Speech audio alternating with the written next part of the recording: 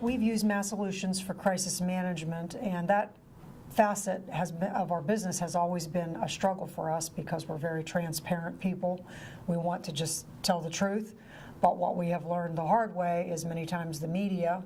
will take that truth and twist it in a different fashion where what you said really doesn't look like what you said. So where Mass Solutions has helped us is really to get all the facts of each situation, and the Clearfield fire is a great example. You know, the who, what, when, where, who's on site,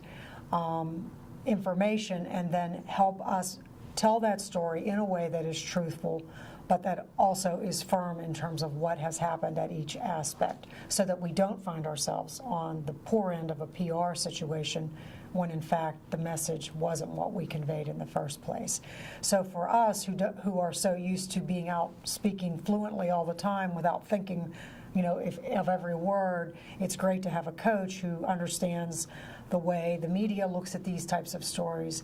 you know, what is attractive and what the public wants to know, and then telling your story in a way that meets the needs of all of those audiences, while at the same time protecting the rights of individuals who may be involved in the various situations.